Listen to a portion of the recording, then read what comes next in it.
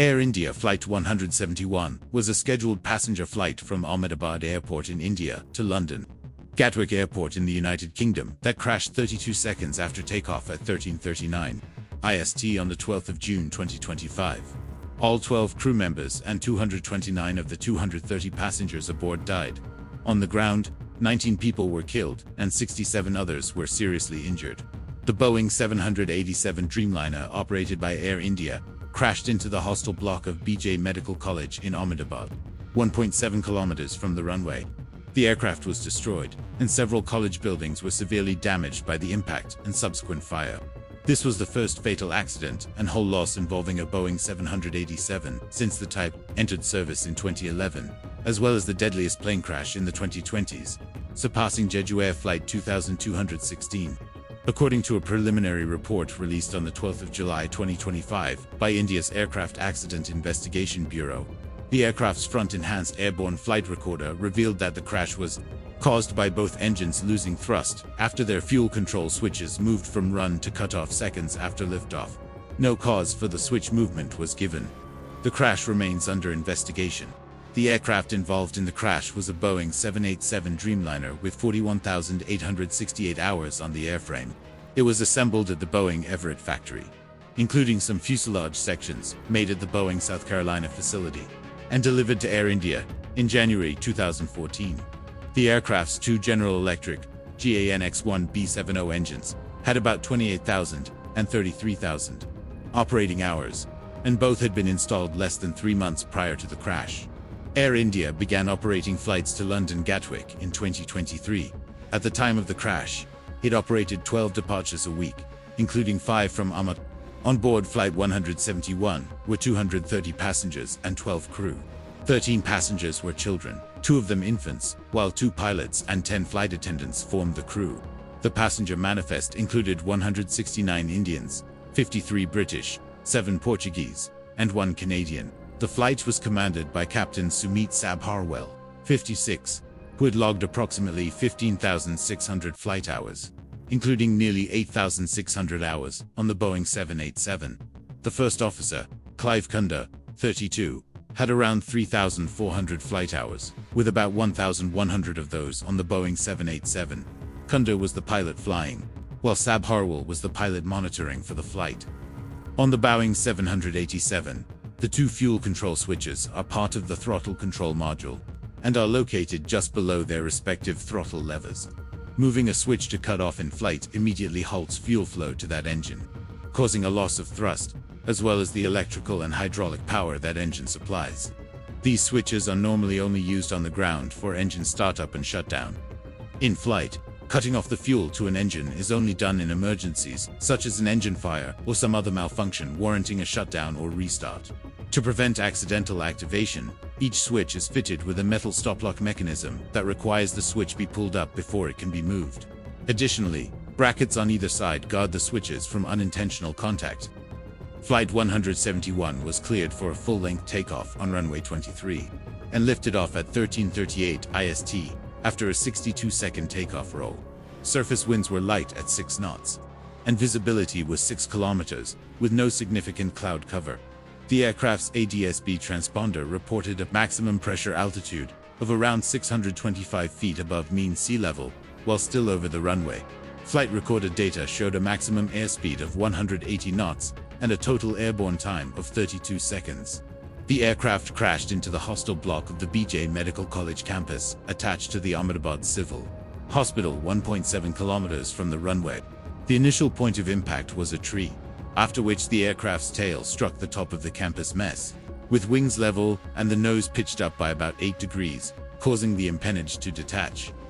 The aircraft continued breaking up as it collided with additional structures, with parts of the flight deck coming to rest approximately 650 feet from the mess hall impact site. The wreckage, from the first impact point to the last identified component, was distributed over an area approximately 1,000 by 400 feet in total. 5 buildings were severely damaged by the impact and subsequent fire, including student accommodation and the resident doctor's hostel. A video recording from an airport CCTV camera looking down the runway captured the aircraft taking off, initially gaining altitude, then descending gradually. Another video taken by an aviation enthusiast about 660 feet outside the airport perimeter showed it passing almost overhead just prior to impact. Both videos showed the aircraft sinking out of view, with fire and smoke rising from the crash site a few seconds later. According to CNN, the enthusiast later told the reporters that it had been behaving strangely, wobbling from side to side, and that the tail appeared to sag more deeply beneath its nose as it descended.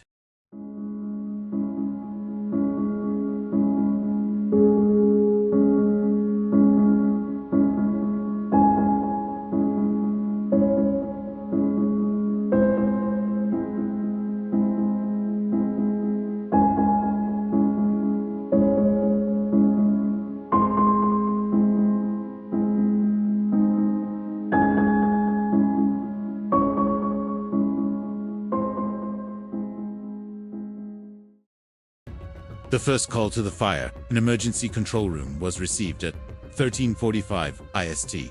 2 firefighter teams were sent immediately from Naroda, and the brigade call was issued.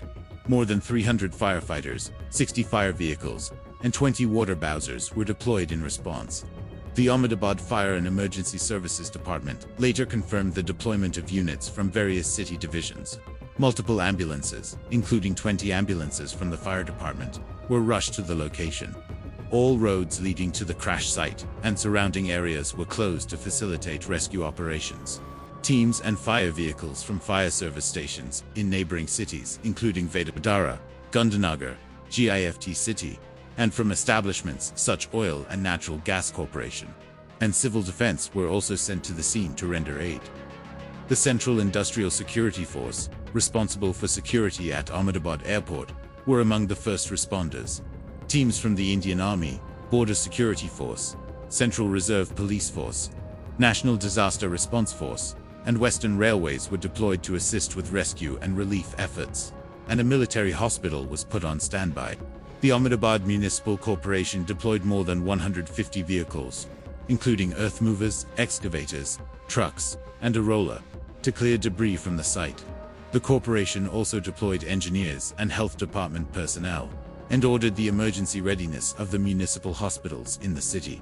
Shortly after the crash, all flight operations at the Ahmedabad airport were suspended before resuming later in the day in a limited capacity. Of the 242 people on board the aircraft, all 12 crew members and 229 of the 230 passengers died in the crash. On the ground, an additional 19 people were killed and 67 were seriously injured. The intense heat of the post-crash fires, which had reached an estimated 1,500 centigrade, greatly complicated victim identification. However, by the 28th of June, the remains of all 260 victims had been identified, primarily through DNA analysis. At least 50 medical students in the hostile buildings at the time of the crash were injured and required hospitalization. The dean of the medical college said that most of the students escaped, but 10 or 12 were trapped in the fire. Shri Amit Shah, meet the sole survivor. The sole survivor of the crash was 40-year-old British citizen Vishwash Kumar Ramesh, who had been seated in 11A, next to an emergency exit. Ramesh said that the section of the aircraft where he was seated detached and came to rest on the ground floor of the hostel, and that he escaped through an opening created when the emergency exit broke open. He was filmed walking away from the wreckage before being led to an ambulance. Ramesh sustained multiple minor injuries, including facial cuts and burns to his left hand, and was discharged from hospital after 5 days. 6 days after the crash, he attended the funeral of his brother, who had also been on the flight. India's Aircraft Accident Investigation Bureau was tasked with the investigation of the crash. The United Kingdom's Air Accidents Investigation Branch dispatched a team of 4 investigators, and the United States National Transportation Safety Board sent a GO team to assist with the investigation. The U.S. Federal Aviation Administration said that it stood ready to launch a team immediately in support of the NT. GE Aerospace, which manufactured the aircraft's engines, said it would send a team to India and analyze cockpit data. On the 13th of June, the first of the aircraft's 2 enhanced airborne flight recorders, each of which performs the functions of both a flight data recorder and a cockpit voice recorder, was recovered from the mess hall rooftop. The second DAFR was recovered from the crash debris on the 16th of June. The data from the front recorder was successfully downloaded on 24 June at the AAIB laboratory in Delhi. The rear recorder was substantially damaged, preventing data recovery via the usual methods. India's Directorate General of Civil Aviation and Air India opened parallel inquiries into the accident. On the 13th of June, the DGCA ordered additional pre-departure technical inspections for the airline's Boeing 787 fleet. Starting on the 15th of June, the DGCA also directed Air India to execute additional maintenance and inspections on fuel parameter monitoring and associated systems, cabin air compressor and associated systems, electronic engine control system test, engine fuel-driven actuator operational test, and oil system checks for the Boeing 787-8 and 787-9 aircraft in its fleet. The fuel control switches on a Boeing 787-8 are located beneath the throttle, with the run and cutoff positions labeled in white. On the 12th of July, the AIB released a preliminary report outlining its initial findings. After a 62-second takeoff roll, the aircraft rotated at an airspeed of 155 knots and lifted off 4 seconds later at 13:38 IST. As the aircraft reached its maximum recorded airspeed of 180 knots 3 seconds after takeoff, both fuel control switches sequentially moved from run to cutoff 1 second apart. Both engines immediately shut down and stopped producing thrust. Airport CCTV showed no significant bird activity in the flight path, and that the aircraft began losing altitude before crossing the airport perimeter. One pilot was heard on the cockpit voice recording asking the other why he had cut off, with the other pilot answering that he did not. The report did not specify who said what. According to flight recorder data and airport CCTV footage, the ram air turbine deployed automatically and began producing emergency hydraulic and electric power 5 seconds after the first switch moved. The first switch returned to run about 10 seconds after it had moved to cutoff, and the second switch returned to run about 4 seconds after that. Each engine's full authority digital engine control, FADEC, then automatically attempted to restart them. About 9 seconds after the second switch returned to run, one of the pilots issued a mayday call, reporting a loss of thrust. An air traffic controller requested the flight's call sign, but received no response. The cockpit voice and flight data recordings ended 6 seconds after the mayday call, 32 seconds after takeoff, at 13:39. At that point in time, the first engine had relit and was beginning to spool up. The second engine had also relit, but its core speed continued to fall, while its FADN introduced additional fuel in an attempt to recover thrust. The preliminary report noted that the FAA had issued a special airworthiness information bulletin in 2018, warning that fuel switches, similar to those on the 787-8, had been installed on Boeing 737 aircraft with the stop-lock mechanisms disengaged, the exact nature of which was not described. Air India said it had not performed the recommended inspections because they were not mandatory. The incident aircraft's maintenance records showed that its throttle control module had been replaced in 2019 and 2023 for reasons unrelated to the fuel switches, and that no fuel switch defects had been reported since then. The throttle levers were found in the idle position when recovered after the crash. However, the flight recorder data showed that both had been kept at takeoff thrust until impact. The recovered flap controls and flight recorder data showed that flaps had been properly set for takeoff at 5 degrees.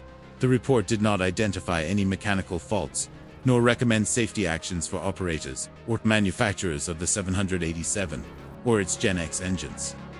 On the day of the crash, Tata Group, the parent company of Air India, announced voluntary payments of $120,000 to the families of each deceased passenger, along with coverage of medical expenses for those injured. Under the terms of the Montreal Convention of 1999, Air India is liable to pay approximately $180,000 to the families of each deceased passenger. The Tata Group later extended the same compensation to the families of on-ground victims who were killed or injured, following a request by the Indian Medical Association. The company also announced plans to assist in rebuilding the 5 damaged college buildings, all of which were declared unsafe by authorities. More than 150 resident doctors, including some who resided with their families, were moved to faculty and staff quarters or other temporary accommodation on campus. Immediately after the crash, Air India suspended 83 wide-body flights for 6 weeks to perform government-mandated safety checks to its Boeing 787 fleet. The airline began gradually restoring routes in mid-July, with a full recovery planned by October. The airline also announced that it plans to run 3 weekly flights between Ahmedabad and London Heathrow from the 1st of August to the 30th of September, replacing the 5 weekly flights between Ahmedabad and Gatwick in the previously existing schedule. The crash of Air India Flight 1071 teaches us powerful lessons about how a chain of small errors, technical negligence, and delayed decision-making can lead to catastrophic outcomes. It reminds us that in aviation, every checklist, every signal, and every moment of communication between the cockpit and control tower matters.